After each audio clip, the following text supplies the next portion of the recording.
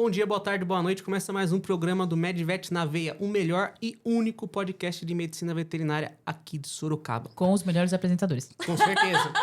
Pessoal, vamos começar, como sempre, agradecendo aos nossos patrocinadores. Primeiramente, a Rede Biforce. A Rede Biforce agora vai deixar você sem precisar de secretária, assim evitando também seus processos trabalhistas, porque é integrado na sua agenda Google. Enquanto você estiver atendendo, operando e não puder atender o celular, a Rede Biforce já marca para você os seus atendimentos, horário, o dia e também o local. E já vai pegar e vai deixar tudo vinculado na sua agenda Google, você não tem o que se preocupar. Perfeito. É a inteligência artificial deles até tira dúvida dos tutores. Um atendimento super bom com o Diegão. E não precisa somente ser na parte veterinária, pode ser clínica médica humana, pode ser de fisioterapeuta, qualquer parte da área da saúde.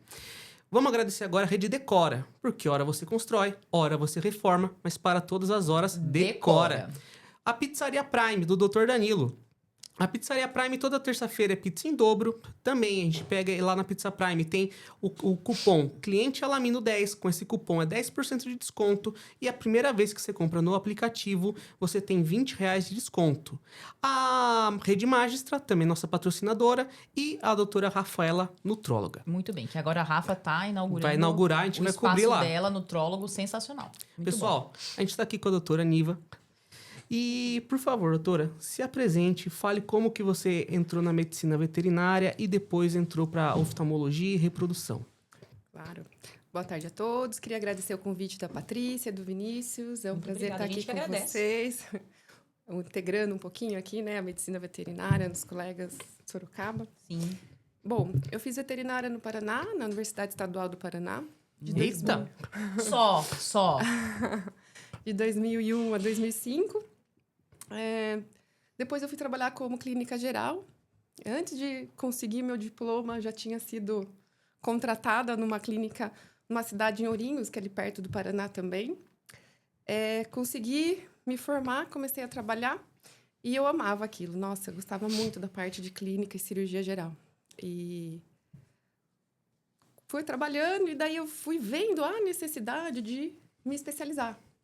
Porque eu via que tinha vários assuntos, várias causas que eu não sabia o que fazer e não tinha para quem encaminhar.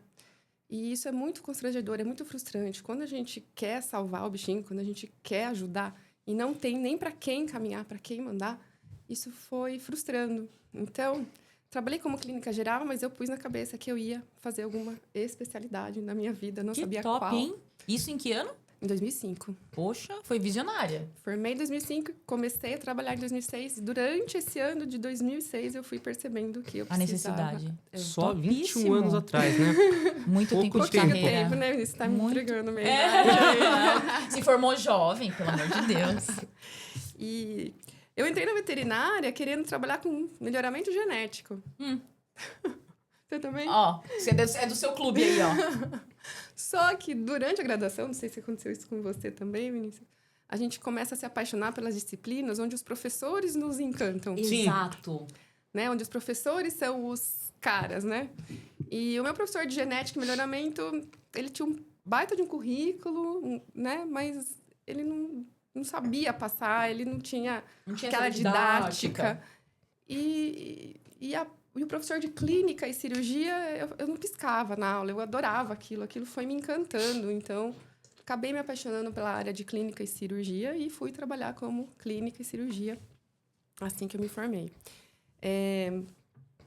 Eu me senti privilegiada, porque eu já tinha emprego antes mesmo de me formar e, assim, super feliz.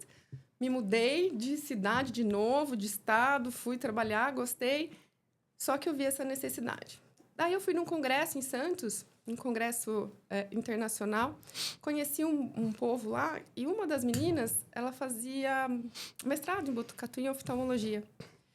E ela falando, e eu falando da necessidade de fazer uma especialidade, e ela foi me falando que a oftalmologia era isso, era aquilo. E na minha faculdade, eu não tive muito contato com a oftalmologia. Mas não tem mesmo, Não tem. nem na nossa, tá? E eu descobri realmente que tinha um mundo ali atrás da oftalmologia que eu não conhecia. Na verdade, assim, só os centros de referência têm a disciplina de oftalmologia. Sim. nas faculdades, geralmente se fala não bem tem. pouco.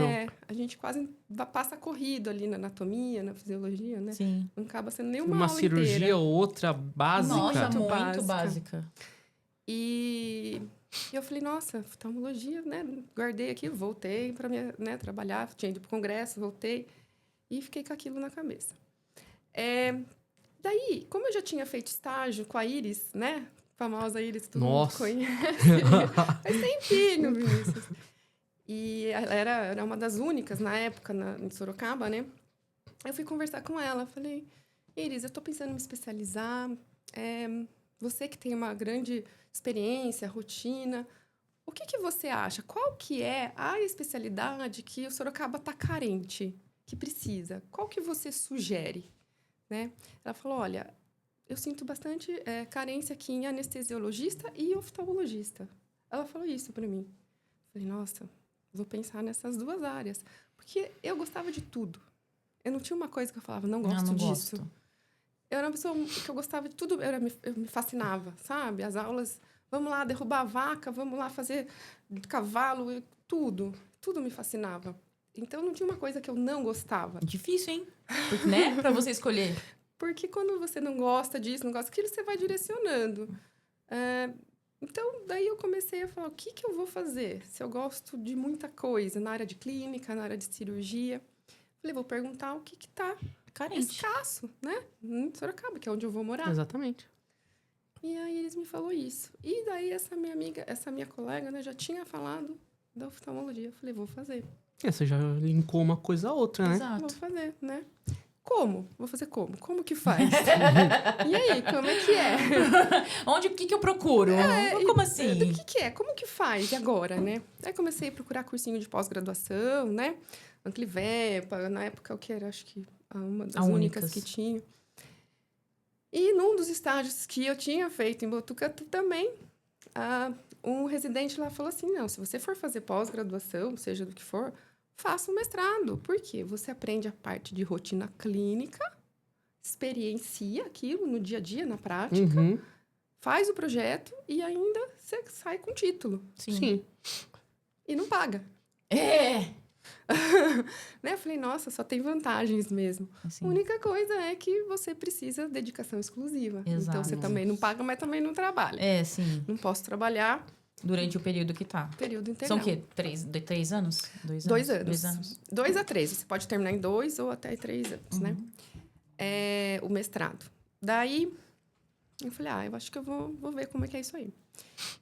Saí da clínica onde eu já trabalhava, lá em Ourinhos, de mala e cuia. Falei, mãe... Tchau. Vou fazer... Não, falei, minha mãe estava em Sorocaba. Aqui. Falei, mãe, eu preciso me especializar. Dela, tá, faz. Falei, só que tem um problema. Você vai ter que me sustentar. Você vai ter que me sustentar. Lembra quando eu era criança? Lembra quando era... Só que agora eu só cresci, mas é a mesma coisa. Exatamente isso. Porque na faculdade era integral. Ela já me sustentava. Era pública, mas... Nada de novo. Né? Era pública, mas moradia, alimentação ainda era ela, né? Que eu morava em outro estado. Daí eu falei, olha, só que... Daí ela falou, não. Vai embora. Vai ser bom pra você, vai pra sua carreira. Minha mãe sempre Rede de incentivou, apoio, né? Ai, sempre. que delícia. Vai, a gente segura aqui. E daí eu fui, só que eu não consegui entrar de primeira. Porque na Unesp, os professores, eles têm um pouco de cautela com pessoas, com alunos que não são de lá. Muito certo, muito Sim. justo. Não conhece, não sabe como que é o caráter, como que, né? Concordo. Eles não estão errados. Pro aluno que está lá desde o primeiro ano, 5 anos, eles já conhecem o histórico, Exato. enfim.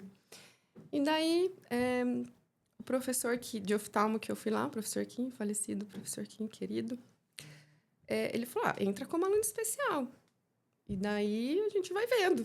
Vai te conhecendo, vendo quem é você. Exatamente. Quer dizer, você vai eliminando matéria, né? Exatamente. Aluno especial, você já vai começar a eliminar as disciplinas, né? Como quem me indicou foi uma professora da minha faculdade que tinha sido aluna dele, ele me aceitou. Sim. E daí, ele falou, mas vamos vendo. Daí, falei, e aí? Ele falou, vai fazendo estágio aí, vai ficando aí, sem remuneração, Vai sem trabalhar aí, nada. filha.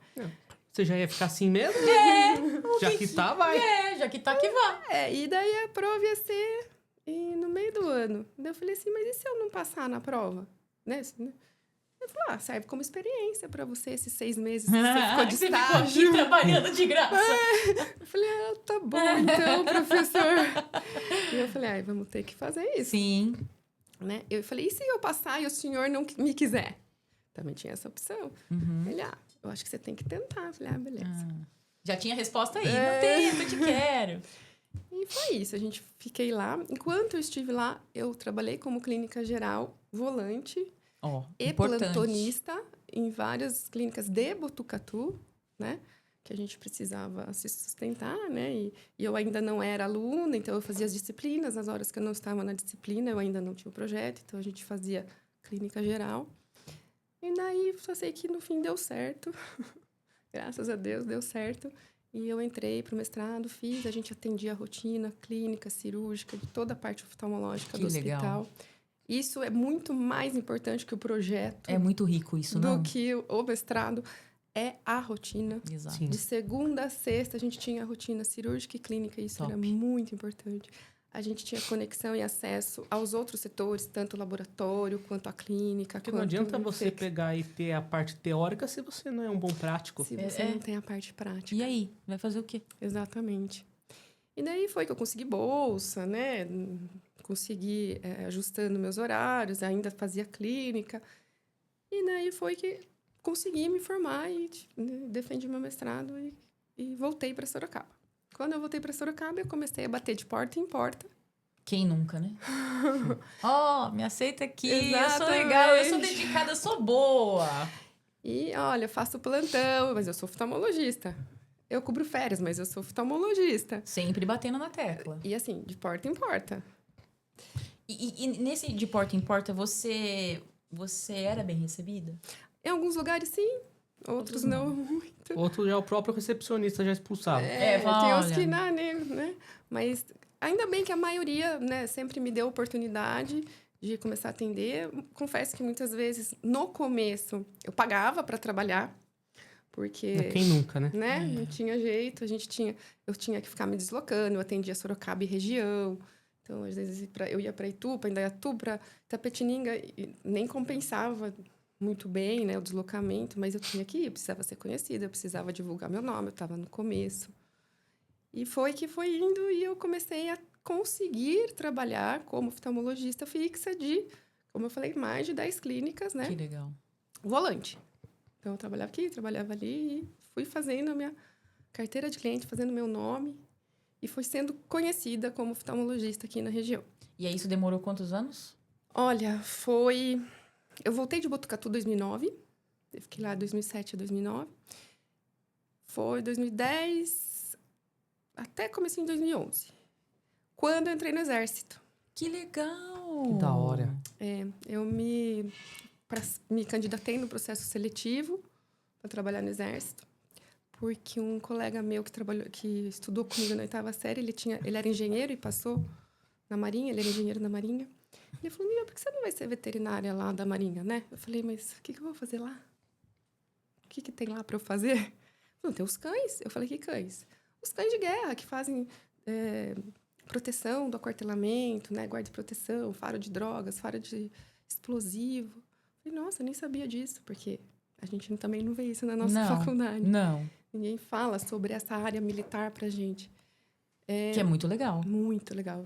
Eu me encantei, mas eu não conhecia. E daí eu fui me pesquisar, fui me inteirar e descobri que realmente, né, aqui em Aramar, no projeto deles aqui, tem a Marinha, ele tem os cães. O maior canil da Marinha é aqui em Aramar, por causa do aquartelamento que é muito grande. Sim. Eles pegam bastante pastor de Malinois para treinar, né? Isso. Que da hora. E daí eu me interessei. E assim, quando eu vi que nas Forças Armadas a gente tinha salário fixo. A gente tinha salário fixo, férias. 13º. Licença maternidade, plano de saúde, plano odontológico. Eu falei, Jesus! Só pelo plano de saúde já ia. Já vale muito a pena. Gente, é isso que eu quero pra minha vida. E daí me interessei, né? Mas aí tinha que passar pelo processo seletivo. Eu fui, me inscrevi. No ano que eu me inscrevi, não tinha vaga para a Marinha, mas tinha para o Exército. Não tinha para a Aeronáutica, tem as 3 forças, né? E passei no processo e fui selecionada para Osasco, no Exército, em Osasco, né? No quartel de Osasco. Falei, bom, não é Aramar, aqui do lado de Iperó, mas Osasco também não tá tão longe, Sim. né? Aí eu falei, Jesus, e agora? Vou, não vou? O que eu vou fazer lá? Será que eu vou ter que ficar fazendo flexão? Paga 10. Gente, eu não sei nem fazer flexão. Falei, e agora? O que eu faço? Treinamento de sobrevivência na selva. Aí volta com 30 quilos a menos dessa finura. Eu falei, Jesus, o que eu vou fazer, né? Eu falei, agora já foi. Vou, não vou, vou. Conversei lá, né? Mãe! Com a mãe, com o namorado na época, que hoje é o marido, com o pai, com a irmã. Não sei o quê. Ó, contrato é anual. Eu era temporária, eu não era de carreira, eu podia ficar 8 anos. E o contrato renovado de ano em ano. Sim. Se fosse interessante para as duas partes, seria renovado. Se não fosse, cancelava ali. A mãe fala, tenta 1 ano, se não der certo, não deu. Mas aí é 1 ano de experiência aí que Sim. você vai ter. Falei, Vou tentar. vou tentar. E aí fui. Nossa, me encantei. Foi muito legal. Eu amei a área militar. A gente faz os treinamentos, sim, mas é só durante o período de treinamento. A gente não fica fazendo Que treinamento bom. a vida Isso é inteira. importante pra galera que quer prestar o militar. E você ficou quanto tempo no exército? 8 anos. O 8 meu período anos. Você máximo. pegou o período máximo, que top. Período máximo, fiquei. Até que patente você chegou? Até primeiro tenente. Até primeiro tenente. É. Caraca! Bem legal. Eu não sabia que estava com uma medalha na minha frente. Deus, que da hora. Muito legal, eu recomendo. Pi. É. Tá vendo como a gente conhece as histórias maravilhosas nesse podcast? Sensacional. E eu gostei bastante, adorei. Eu mexia só com os cães. Todo mundo fala, e os cavalos? Eu falei, não sei, gente, não mexi com cavalo. Porque o meu currículo, eu era temporário, então, de temporário é voltado para aquela necessidade pontual daquele quartel. Quem é de carreira, não. De carreira, ele roda todas as áreas, o país inteiro, vários quartéis. Aposenta, 30 anos trabalhando, aposenta como veterinário do Exército. Vai plano de carreira e tudo Mas mais. existe um concurso pra de carreira? Tem o de carreira, sim. Tem um curso pra de carreira. Que é em Salvador. Que se você passar, você fica em Salvador, 9 meses, fazendo treinamento. Depois você É deslocado. para onde precisa, né? E daí, sim, você trabalha com qualquer área. Cavalo, cachorro, alimentos, silvestres, segurança biológica. Aí você depende da necessidade das forças. Mas para temporário, que era o meu caso, é para aquela necessidade, para aquele lugar. Então, eu ia trabalhar com os cães de guerra. Que bom. Lá nem tinha cavalo, então eu trabalhei só com cães. Só que na minha unidade, que era o 2º Batalhão de Polícia do Exército, lá em Osasco, ele também é um centro de reprodução de cães. Aí que veio a reprodução. Que Exatamente. E daí, quando eu cheguei lá, eu não sabia nada de reprodução, mas eu fui selecionada para tratar a parte clínica dos cães. top. Tá. Porque eu também tinha experiência clínica. Embora eu tivesse feito mestrado em oftalmologia, eu fiz muito tempo de clínica. E não adianta você ser oftalmologista se você não tiver... Tá aí uma coisa que a gente Aí, bate de todo novo. podcast. Já estamos... Quantos episódios? 25 episódios nesse programa e toda vez a gente fala. Não, eu falo para todos os estagiários que passam lá. Ai, você é oftalmo. Não, primeiro você vai ser um veterinário clínico. Exato. E depois você pensa na área de... Não adianta você pular passos. A especialidade, seja ela qual for, ela é um avanço. É a parte, né? O plus. Não adianta você pular pro avançado sem saber o básico, Não tem gente. como correr antes Você de não andar. vai ser um bom nada se você não souber a base. Um bom oftalmologista, um bom odontologista, um bom dermatologista, um bom oncologista, Nada. um bom... Não tem como, você tem que saber a base, porque não chega um olho para mim. Chega um Chega animal. todo. Exatamente. Não vai chegar um olho. Então, não vai chegar, né? Quem é odonto, não vai chegar os dentes. Então, vai chegar um todo, um animal, né? Então, não adianta a gente saber só de um órgão se a gente não sabe o sistema. Exato. Eu falo isso para todos os meus estagiários, todos. Tem uns que ouvem, tem outros que não. Os que ouvem. Entra por um ouvido e sai pelo Os outro. que ouvem vão, provavelmente, você vai ver por aí se destacando, né? A gente sabe que tem muito mais chance de sucesso, né? É.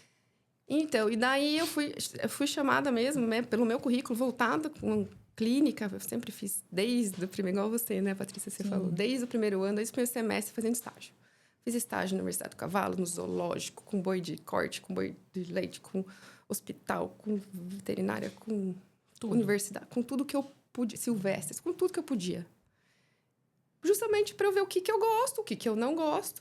Ah, mas boi? Por que eu vou fazer boi se nem eu... E se eu gosto? Não, e se de repente, Você lá se pra encontra. frente, eu preciso trabalhar com boi, e aí? Mas e se eu me interessar? Exato. Fiz estágio num central de reprodução de equinos. Sabe, eu falei, eu preciso abrir minha cabeça, né? Sim, concordo. Então, saber o que eu gosto e o que eu não gosto. Então, eu fiz estágio em várias áreas. Então, pelo currículo, eles me chamaram lá. E daí eu trabalhava com... Eu atendia principalmente os cães. O que eu fazia? Parte geral, né? Parte de locomoção, de articulação, otite, dermatite, que é o que mais tinha, né? Lesão ortopédica, os que os cães mais tinham. Só que o centro de reprodução, quem cuidava era o meu chefe. O meu chefe era um veterinário que tinha mestrado e doutorado em reprodução na USP. Então, quem fazia parte de reprodução era só ele. E eu fazia todo o resto. Vacinação dos recém-nascidos, cesárea, também fazia essa parte. Mas a parte de reprodução, inseminação, exame andrológico, exame ginecológico, exame espermograma, citologia vaginal, progesterona, toda a parte de reprodução era ele. Ficamos 2 anos trabalhando juntos, ele foi transferido para Brasília. Olha, quem teve que assumir? Que coisa! Cai no colo. Quem não sabia nada de reprodução, não sabia nem por onde começar. Eu sei como é que fazem os bebês, o resto eu já não sei mais. Gente, eu não tinha ideia de o que fazia. E era ele que fazia, eu não fazia nada de reprodução. Eu assistia a ele, mas assim, né, os planejamentos, os calendários, era tudo com ele. E eu falei, e agora? Danou-se. Porque no Exército, lá no centro de reprodução, eles têm uma meta. É feito um estudo, o Brasil inteiro, os quartéis que usam cães, quantos cães precisam no ano de qual raça. Né? O Exército ele trabalha com 5 raças, que é permitido pelo regulamento do Exército. Então, eles veem quantos filhotes de cada raça eles precisam para aquele ano, e daí você reproduz. Vem o centro de distribuição e, um é para cá, 2 é para lá, 1 é para lá. Porque então, eles distribuem. não tem os cães que morrem, aí vai precisar de outros. Eles aposentam, Sim, né? aposenta. Tem os que se machucam, tem os que têm doenças genéticas, diabetes. Então, né? Vai tendo que repor esses cães. E sempre com melhoramento genético. Daí eu consegui trabalhar um pouquinho com o que eu queria lá atrás. Tá legal. Aí, quando ele foi embora, eu fiquei com aquela bomba na minha mão. Um centro de reprodução com meta. Meu Deus do céu. Sem saber reprodução. Eu falei, agora? Vamos estudar. Vamos estudar. Vamos se coçar, né? É. Porque a responsabilidade era minha, né? Sim. Então, ou eu pedia as contas e ia embora, ou eu estudava e dava conta do recado. Missão dada é missão cumprida. Com certeza. Faca na nosso caveira. Faca na lema. caveira. E daí, como o meu chefe, ele fez mestrado e doutorado na USP, a gente tinha parceria com a USP, eventualmente a gente pedia algum apoio, algum auxílio, e os nossos cães serviam de estudo para eles, né? Um N, aqueles testes que não eram invasivos. Precisa coletar sêmen. Pode vir, que a gente tem cachorro aqui para coletar sêmen. Precisa fazer ultrassom para dar na aula. Então, tudo que não era invasivo, a gente emprestava os nossos cães. Em troca, a gente tinha todo o apoio deles, né? Topíssimo. E daí... Você vê como Deus vai mostrando Sim. as coisas, né? Se encaixando tudo. Pois é. E daí, quando ele foi embora, eu fiquei desesperada. A gente já tinha uma certa contato com o pessoal da reprodução lá. E eu pedindo ajuda para um, pedindo ajuda para outro, até que chegou um colega meu e falou assim, Olivia, por que você não faz doutorado aqui na USP? O professor acabou Já tá de ter um claro, né? Porque foi embora o último orientado dele, defendeu, ele tá com uma vaga. Por que você não se candidata a essa vaga? Falei, meu Deus. Será que eu vou sair da oftalmologia para reproduzir? Né? Tipo, nada a ver. E daí eu falei, vamos lá, vamos tentar. Aí me candidatei, fiz a bonitinha passou de novo. Fui selecionada. E daí eu fiz doutorado na USP. E dava para conciliar o exército com o doutorado? Dava. As aulas, eu precisava escolher só aquelas que não coincidiam com os horários, né? Então, assim, eram aulas mais curtas, não eram aquelas que eram o semestre inteiro, os horários mais específicos. Eu não podia escolher qualquer disciplina. Mas eu consegui fazer as disciplinas durante todo o período máximo que eu pude. Eu não consegui... Vou pegar o mínimo, né? Eu não consegui fazer rápido, eu fiz durante o período máximo que eu tinha, diluindo essas aulas, mas eu consegui fazer. Fiz o meu projeto e fiz o doutorado. Mas lá eu aprendi a mexer com reprodução. Topíssimo. Na prática e na teoria. Que é importantíssimo, que sem prática... Né? E consegui bater as metas que a gente tinha. Muito bem, as metas dos nenenzinhos, ela fez nascer geral lá no Exército. E por isso que eu fiquei mais 6 anos. Consegui manter. E você ficou sempre no batalhão de Osasco? Sempre. Sempre no batalhão de Osasco. Beleza. E daí, quando eu voltei, né, saí do Exército, deu o meu período máximo. Eu falei, e agora? Né? E agora? Nunca quis montar minha clínica, nunca foi um sonho. Porque eu não sou empresária, eu sou técnica, sou veterinária. A gente não aprende a ser empresário. Não. A gente não aprende a ser gestor, administrador, RH. A gente aprende o quê? Veterinária. Ponto. E olha lá. Exatamente. Mas eu acho que montar a nossa clínica é algo que vem de uma necessidade. Mas foi o que aconteceu comigo, Vinícius. Não, nunca foi um sonho. Eu queria trabalhar em algum lugar e me integrar e trabalhar. Só que daí a vida vai te empurrando para os caminhos, né? Eu voltei, continuei trabalhando em um lugar só, aluguei uma sala dentro de uma clínica e fiquei lá. Só que daí foi surgindo, né, as oportunidades e eu falei, bom, vou montar minha clínica, porque eu quero do meu jeitinho, eu quero agradar os meus clientes, eu quero que seja uma coisa confortável, eu quero um ambiente agradável, não quero aquele ambiente hospitalar, eu quero um ambiente acolhedor. Que não pareça uma clínica? Que não pareça uma clínica, que pareça um lugar... Todo mundo que entra na minha clínica fala, nossa, parece um consultório de pediatria. Ah, que bonitinho. Então, assim, isso me dá muita satisfação. Sim. E daí eu montei minha clínica. Só que daí trabalhando com as minhas 2 áreas de experiência e de pós-graduação, mestrado e doutorado. Uhum. Então, hoje eu atendo essas 2 áreas dentro da minha clínica. Só essas 2 áreas. Atende mais oftalmo ou mais reprodução? Mais oftalmo, porque, legal. Patrícia, eu sou oftalmologista desde 2007 e as pessoas, muitas, não sabem que eu mexo com reprodução, porque eu comecei a trabalhar com reprodução fora do Exército em 2020. Recente. Em 2020. Recente não, 6 anos, mas mais recente do que oftalmo, né? Oftalmo desde 2007. Então, e eu não divulgo tanto, assim, a parte de reprodução, porque, Patrícia, eu não vou até canil fazer reprodução. Eu faço na minha clínica. Porque eu acho que é um ambiente limpo. Em lugar de canil, às vezes, os ambientes não são muito apropriados. Eu tenho um pouco de receio de levar uma contaminação para dentro da fêmea. Mas não tem como, né? Normalmente o canil é tipo chácara, sítio. Não tem como ser estéril o negócio. Então, mas não precisa ser estéril, mas tem que ser limpo. O mínimo, né? Entendeu? É o que se espera, né? E não é o que eu vejo. Às vezes a gente não tem condição, não tem uma mesa de apoio, não tem uma luz adequada. Então, assim... É o que a gente brinca lá na USP. A gente não é empurrador de sêmen. Não somos empurradores. Qualquer um faz isso. Nós somos especializados em reprodução de cães. Então, nós não somos... Qualquer um empurra sêmen para dentro de uma canela. Que hora, quando, nas condições, que temperatura, pH. Então, assim...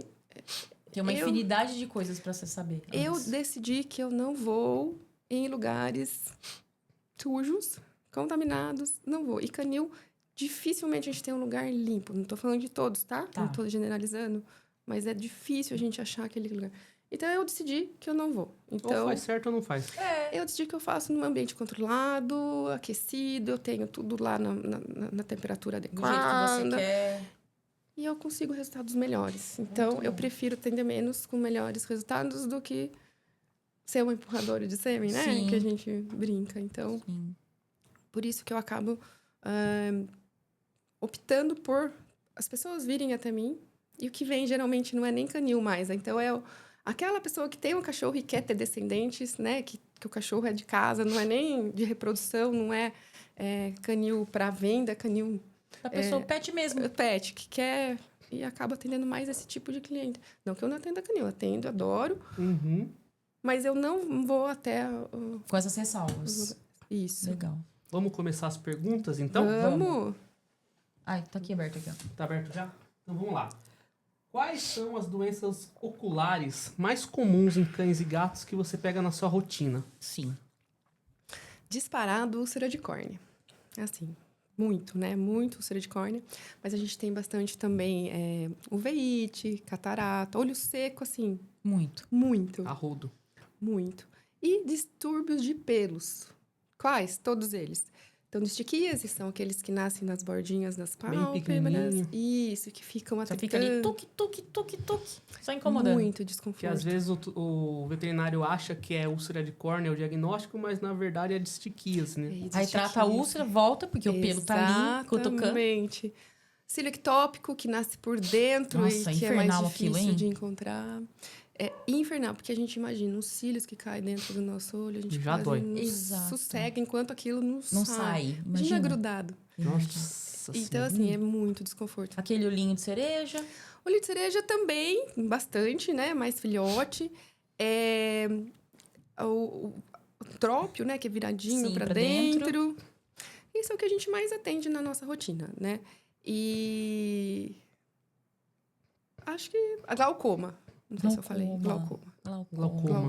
Glaucoma é pesado, hein? Glaucoma também. A gente pega bastante. E tem, assim, no caso de glaucoma, né? Tem umas doenças que podem predispor o paciente a ter o glaucoma. Ou raças. Raça predisposta, existe isso? Tem raça predisposta. Então, o bulldog francês, o Basset Hound.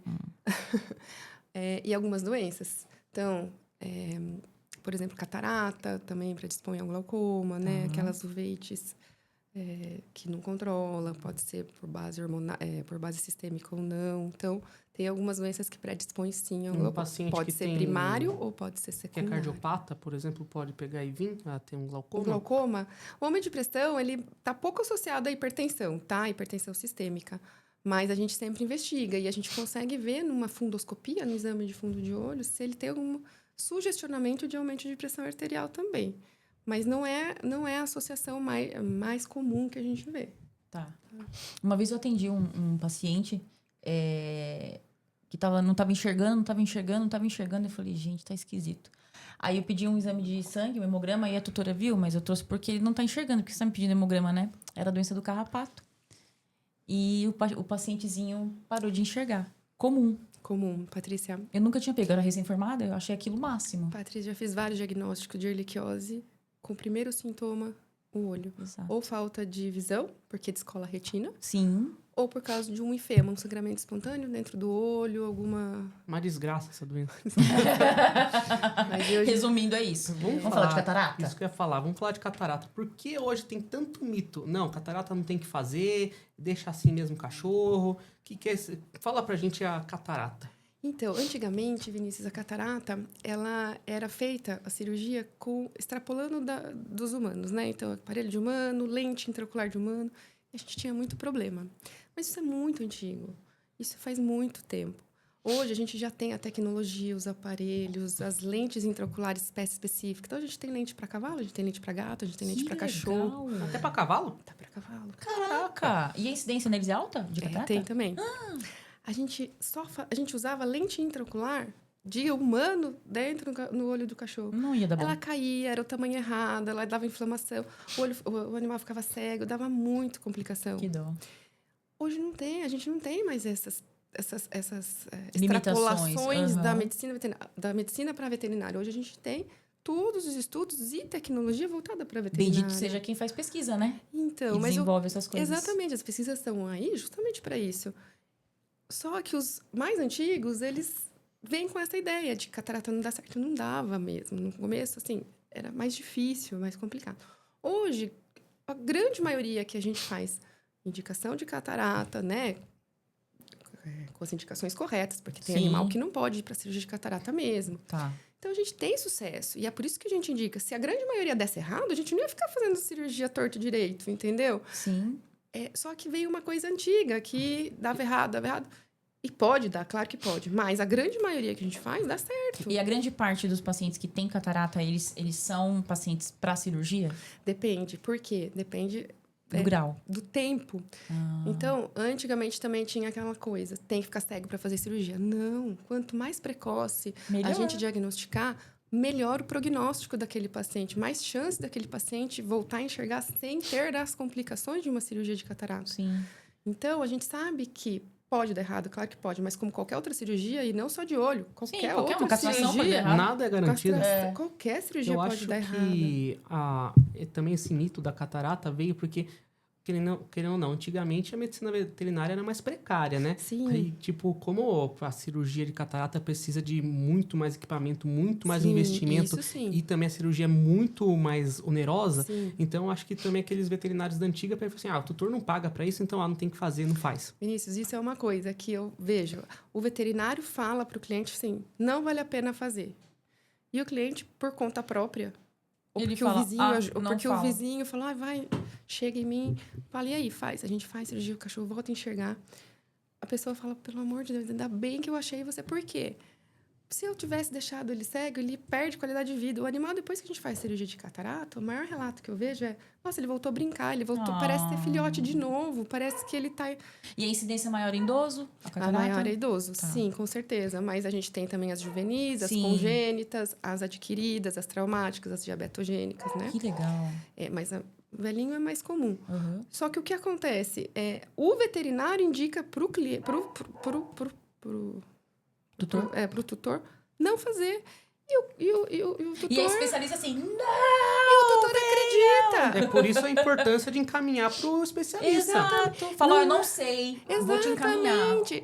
E assim, é muita desinformação. Ah, a catarata volta. Não, a catarata não volta. Ah, eu uso o colírio aqui que vai sarar. Não, o colírio não vai É que sarar. tem um colírio que eu não vou falar a marca, mas aqui é um colírio que diz, tipo, é para catarata. Então, tem vários colírios, não um só, tá? Inclusive, tem um importado que custa mais de R$500 e que não Que é funciona. ouro que tá pingando, é ouro que tá pingando no Mas olho. se funcionasse, ainda valia a pena, sim. Patrícia. Mas não Lógico. funciona. E o paciente que passa por cirurgia de catarata, depois ele tem que ficar fazendo uma manutenção com algum Por colírio? um período... Não, a gente vai acompanhando ele primeiro, depois acabou todo, deu alta. 3 meses volta pra gente olhar, depois deu tudo bem, dali 6 meses volta. A gente vai espaçando até... Esse paciente vai passar por acompanhamento o resto da vida, mas Sim. cada vez mais a gente vai aumentando Aumentando o espaçamento. esse espaçamento. Top. Mas a catarata não volta. E o colírio não tem comprovação científica, nenhum deles. O que a gente vê? Se usar ou se não usar, aquela catarata ela vai evoluindo o tempo que ela ia evoluir, independente daquele colírio. Tem umas que demoram um pouco mais, depende do fator individual. Sim. Tem uns que demoram um pouco menos. Depende muito do fator individual. Não depende do colírio que você está pingando. E o colírio que você usou no Zezinho não vai funcionar pro Luizinho. Não, exatamente. E a pessoa fala, ai, mas é que tá indicado na bula. Gente, tá indicado na bula. Não olha a bula, gente. Não tem comprovação científica. A gente Se você pegar e ler a bula, você não toma nem mais uma dipirona. É verdade. Tu vai Tudo for pra tem. gente tá em bula? E daí eu falo isso para todos os meus, né, que vêm com esse questionamento, para todos os meus clientes. Se tivesse um colírio que resolvesse essa catarata, você acha que ia ter um monte de humano fazendo cirurgia de catarata? Um monte de velhinho? Ninguém ia fazer cirurgia de catarata, ia usar o Exato. colírio e acabou. Lógico, Exatamente. porque o valor da cirurgia é bem onerosa. Exato. E aí você pega, mesmo que seja esse colírio de 500, o que compensa? O colírio de 500 ou uma cirurgia de mais de 4 pau? Então, mas o que acontece? Tem paciente que a gente não pode fazer cirurgia não por causa da catarata, Vinícius, por causa de comorbidades. Nefropatia, cardiopatia. Sim, com certeza, como toda cirurgia. E daí seria ótimo a gente ter um colírio que resolvesse a Não. catarata. Pra essa galera seria excelente. Ia ser ótimo. Só que não. não tem. Só que não tem, pessoal. Não tem, Sinto informar, não existe. Infelizmente, não tem. Então, a gente perde tempo usando colírio, em vez de a gente resolver o problema quanto antes e prognóstico muito maior. Sim. Exatamente. E definitivo, né? E Exato. definitivo. Qual que é a próxima? Doutora, quais os... Esse daqui eu acho bem legal. Quais os sinais que começam a acontecer no olho que o tutor ignora? Ele fala assim, não, isso aí é normal. E que já é um início de algum problema ocular que ele já poderia estar levando no veterinário. Topíssimo. O principal, coçar. Ou passar a pata, ou esfregar o olho. Cabeça no chão. Ou no tapete, ou na perna do próprio proprietário, ou onde for. Esse é o principal sintoma. Tem cachorro que limpa a barba, o bigode, que limpa a orelha, que espreguiça. Mas quando ele coça o olho é diferente. Porque ele está coçando o olho. Então, ele passa a pata no olho. Ele não está fazendo aquela graça de limpar, né, os pelinhos. Ele coça o olho. Então, ele passa a pata. Tem cachorro que esfrega Frenético o no negócio. muro, chapiscado.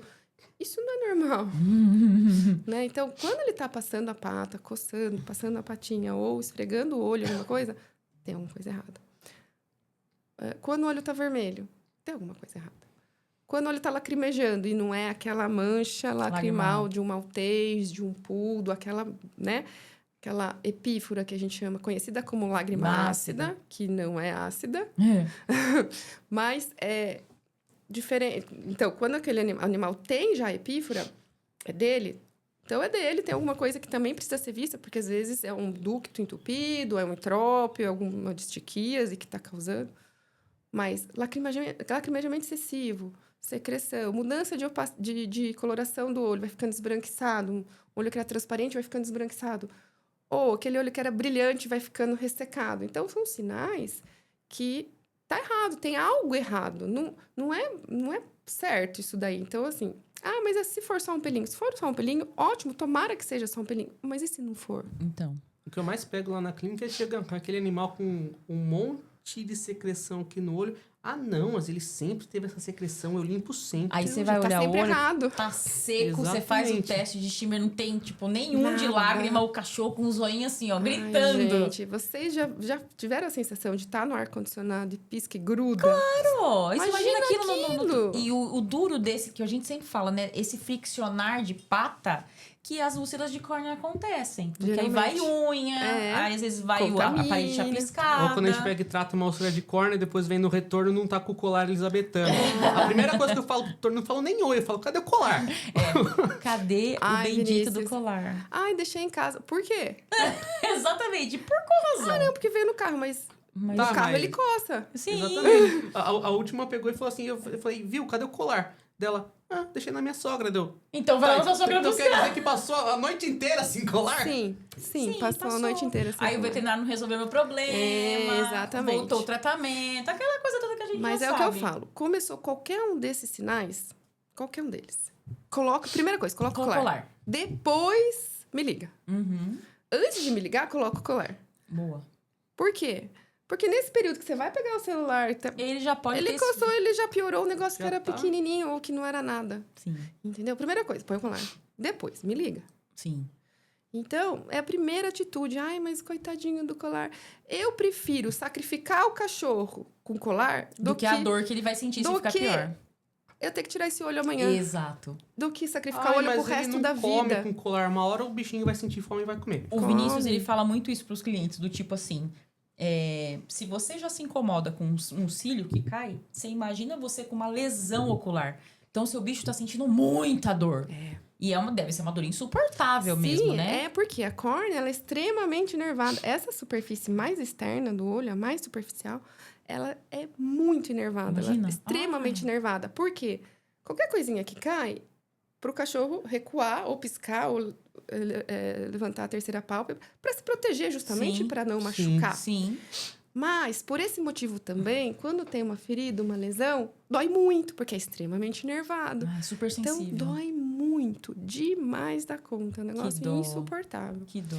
E ele vai querer tirar a dor. Ele não sabe que aquilo tá piorando. Ele tá querendo tirar a dor. Ele tá querendo tirar a dor. E tá E piorando. cada vez pior. Ai, meu Deus do céu. Nesses sinais, agora partindo para a próxima pergunta, quando chega no clínico geral e você indica qual patologia ocular, você pegar e falar assim, olha, clínico, não tente nem tratar, já encaminha direto pro oftalmo. Exato. Essas úlceras, quando são simples, dá pra tentar Todas. fazer. Encaminhem todas pra mim. Não. As úlceras simples dá pra tentar, né? Fazer um tratamento, mas, né? É simples. Mas aquelas que você vê que tem um buraco, uma lesão, que tá quase perfurando, Já tá uma úlcera desse metocele. desse metocele. Ou em derretimento, aquele melting. Melting.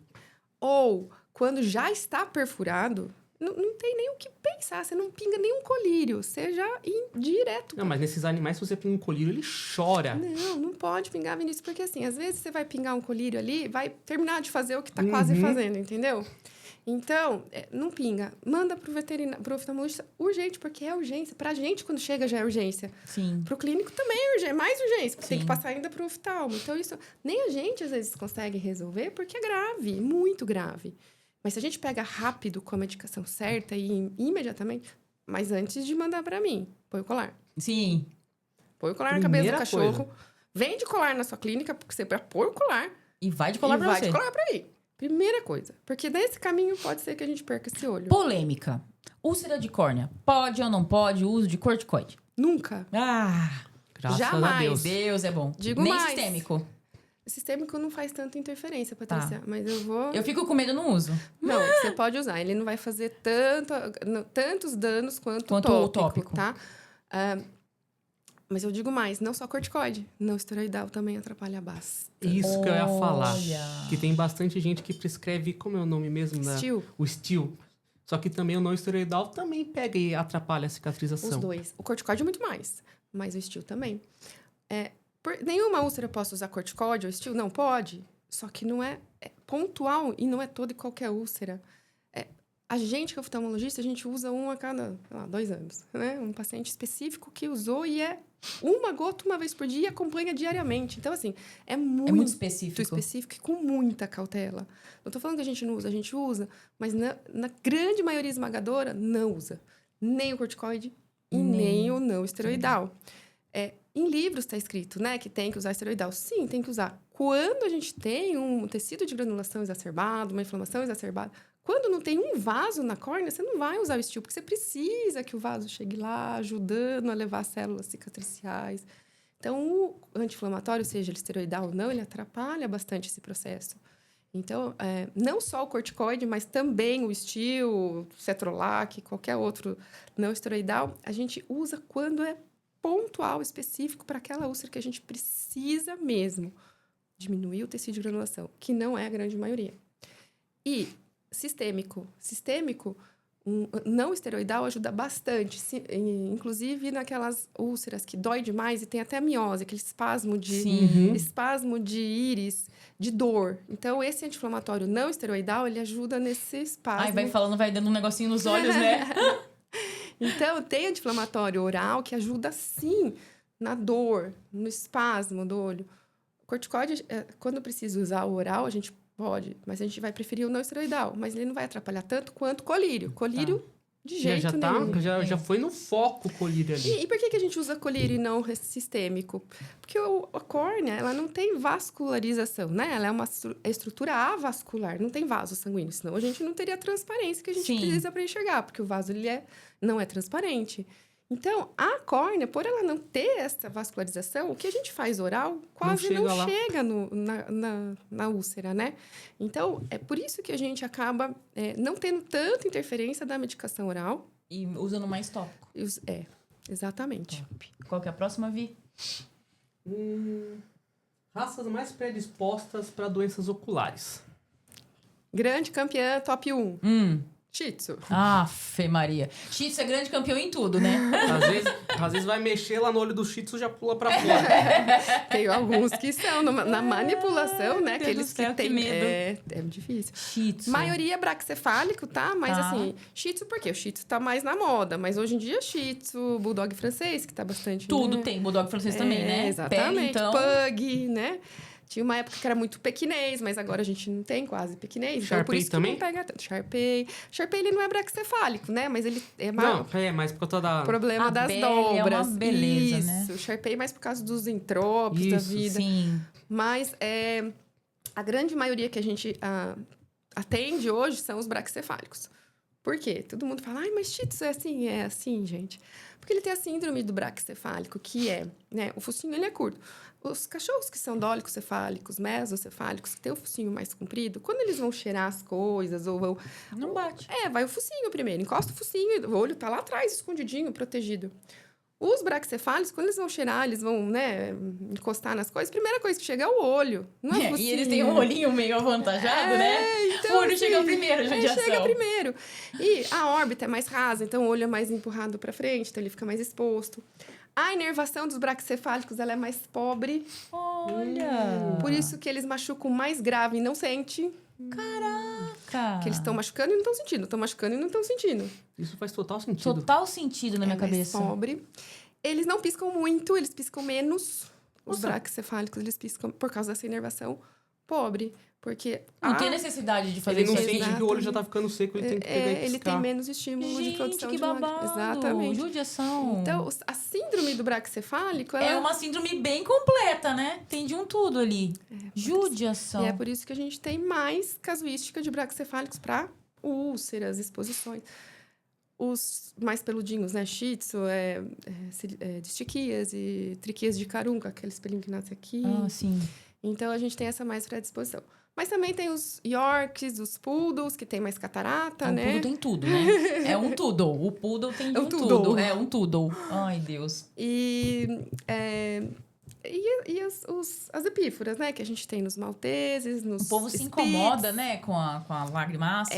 É mais por É estética. mais por estética, né? exatamente. A gente aconselha a fazer o tratamento quando a gente tem dermatite, né? Por ficar muito tempo úmido, sim. né? Quando começa a cheirar forte, né? Ou quando o paciente começa a tentar coçar. se limpar, aí a gente indica realmente fazer alguma intervenção, ou cirúrgica ou medicamentosa, para a gente melhorar aquela condição. Certo. Mudança de alimentação também ajudaria na Em lagrimácea? alguns casos, tá? Em alguns casos a gente consegue mudar um pouquinho. Porque tem umas ações que ajudam bem, né? Sim, tem algumas ações que são até indicadas. Sim. Até uns antioxidantes que a gente pode dar, ômega, algumas coisas nesse A gente sentido. passa ômega pra todo ótimo. mundo. Eu falo, Ômega é- eu falo que Na a primeira Araci consulta tava até certa. a última. Exato. A Araci tava certa. Ela falava que ômega era bom pra tudo mesmo. E é mesmo, olha, o ômega a gente começa a indicar desde o filhote até o paciente idoso, assim.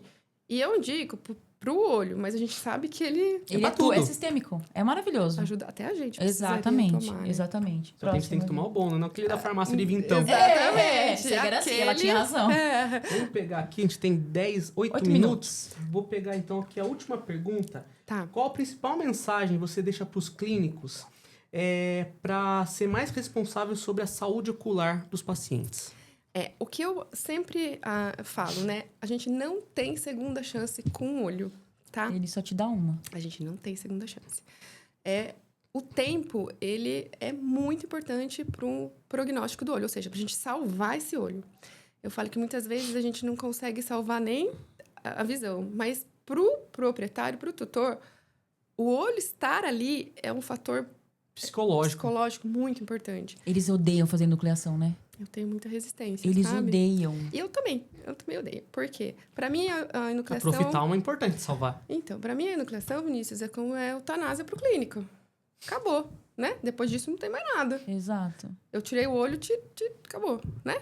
Então, eu sempre deixo a opção de enucleação como última opção de tratamento, de terapia.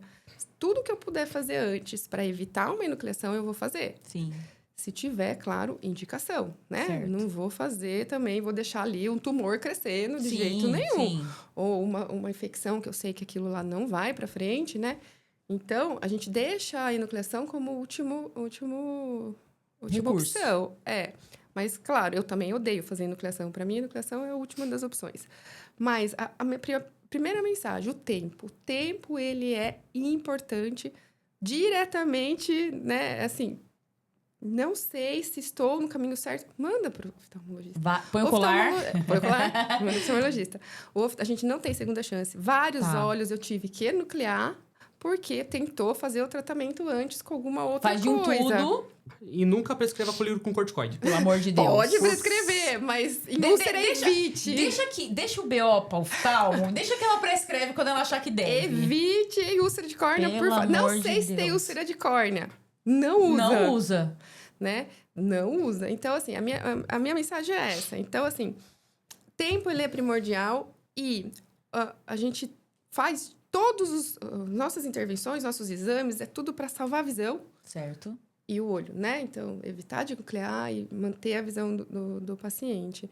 E, às vezes, o tempo, isso nos impossibilita de conseguir fazer isso daí com sucesso. E check-up Oftalmológico. É sempre por paciente a melhor, rígido. É sempre a melhor opção. A cada 6 meses? Patrícia, paciente que acabou de nascer, né? Filhotinho, fez todas as vacinas, vamos ver se tá tudo bem. Porque, às vezes, a gente pega a doença bem no comecinho. Sim.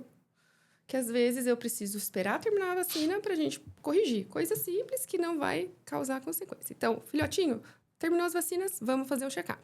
Depois disso, se for um cachorro que não é braquicefálico, uma vez por ano. Braquicefálico a cada 6 meses, Legal. 8 meses. Esse negócio se do não tiver braquicefálico eu nada. achei genial. Eu não sabia dessa informação. Viu como esse podcast é muito pós-graduação? Ensina muita coisa pra gente. Muito. Genial. Dá tempo de mais uma? Faltam 5 minutos. Vai, você agradece os patrocinadores em 2 minutos. Faz mais uma pergunta. Agradecer, então, a Rede Decora, Pizza Prime, Magistra, a doutora Rafaela Nutróloga e a nossa patrocinadora Master, a Biforce. Muito bem. Já Já agradecemos. agradeceu. Agora vamos pra mais uma pergunta. Vai, última. Vamos lá. Vamos lá. Uso inadequado do colírio. O que pode pegar e trazer de malefícios para o animal? O tempo. Quanto mais eu uso um colírio errado, corticoide em úlcera, Jamais. Já era. Só Estraga pontuais, tudo, né? né? Sim. A úlcera acaba piorando de vez. Mas vou usando colírio e não é o certo, eu vou perder tempo. E lembra que eu falei que o tempo ele é primordial para o tratamento? Então, a gente perde tempo. Perde tempo, perde qualidade de tratamento e prognóstico piora. E encaminha, gente, né? Melhor coisa. Melhor pro paciente. O especialista, ele é seu amigo. Quantos anos de oftalmo você tem? Desde 2007, 2000 vai fazer 20 19 anos, gente, encaminha. Ela sabe pouco. De 20 anos de oftalmo, ela sabe bem pouco. Eu acho que a gente não tá lá pra concorrer com ninguém. Não, eu vejo muito cliente falar assim... de apoio. Patrícia, eu vejo muito cliente falar assim, eu não sabia que existia oftalmo. Eu passo com o meu clínico desde sempre, muito. nunca ouvi falar. Gente, o cliente, ele não é obrigado a saber que tem oftalmologista. O Mas veterinário você, sim. é, né? Ótimo. E também aquela coisa, né? Vamos encaminhar. É melhor você encaminhar pro oftalmo salvar o olho do que você pegar, fazer o seu paciente perder o olho e você ainda perde o cliente. Exatamente. Aí, se você encaminha e tem sucesso, vai falar assim, poxa, fulano me encaminhou, a doutora isso que eu vejo, Nívia, Patrícia. tive sucesso. Ele pensou na saúde do meu animal e não no dinheiro. Exato. Exatamente. É o que eu vejo muito acontecer. Nossa, por que o veterinário nunca me falou que tinha oftalmologista? Aí só encaminha quando quer, bucha. Eu atendi um agora, que tá desde abril tratando. Encaminhou pra mim agora. Aí só pega B.O. Aí eu falei, gente, agora o que eu vou fazer? Rezar, né? Pai nosso. Não, deve ter uma oração da Nossa Senhora do Olho. A gente tá tentando salvar esse olho, mas o prognóstico piora muito. Ai, que dó. Desde abril. Ai, que judiação.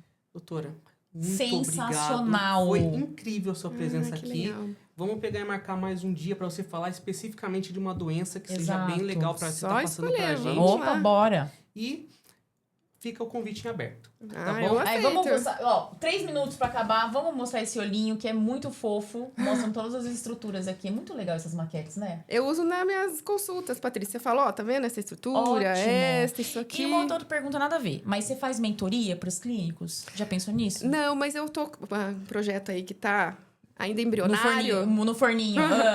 Que eu quero fazer cursos pros clínicos, né, gerais. Não é pra você sair saindo oftalmologista, PhD e oftalmologia, Pra você não pegar e não fazer perder o olho. De novo na É úlcera. só coisas básicas que, às vezes, é simples de você passar pro seu cliente ali na sua consulta, né? E não é só, encaminha pra oftalmologista, encaminha pra oftalmologista. Não é isso. Ensinar a limpar um olho, ensinar a passar uma pomada. Quando passar uma pomada, quando não passar uma pomada. Qual pomada passar. Corticóide, quando eu usar, quando eu não vou usar. Perfeito. Quais são os testes que eu preciso ter na minha clínica sem ter aqueles equipamentos caros Que é são. caro. Mas os testes de diagnóstico, não. Então, uma lanterna clínica, um Colírio, shimmer, uma sim. fluorescência. Coisa simples. Pra quê? Pra gente não chegar lá em mim e eu ter que nuclear. Então, para começar a tratar os pacientes de forma correta. Caso simples, formas corretas. Não é para sair PhD em oftalmologia, não. É só para a gente não comer bola e ganhar o cliente. Então, tá um projeto embrionário aí, né? Muito um negócio bem. que vamos fazer. Turmas pequenas. Muito bom. Períodos pequenos, né? Cursos de 1 ano, né? Final de semana. Sim. Teórico-prático para turmas pequenas, para a gente ensinar o que é importante saber na oftalmologia veterinária. Outra pergunta para os últimos 1 minuto. Quero aproveitar tudo. Vamos lá. Qual o investimento, assim, médio que tu fez nesses equipamentos todos que você tem? Porque a gente sempre pergunta isso para o cliente entender o quanto custou pro veterinário chegar onde ele chegou. Nossa, tá com mais de 100 mil aí. Então, Patrícia, eu comecei com o quê? Com oftalmoscópio e um tonômetro de pressão e fundo de olho. Só. O oftalmoscópio, você vai gastar aí uns 3, 4 mil reais.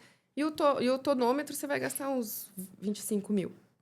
Isso para eu começar. Quase 30. Para eu começar, né? Para eu atender o básico. Depois disso, eu fui comprando as outras coisas. Então, o que eu fui comprando? A lâmpada de fenda, que eu consigo ver a câmera anterior. Fui comprando a lupa de Ofinoff, que eu consigo fazer um teste de fundo de olho com a lente. Então, o inicial básico.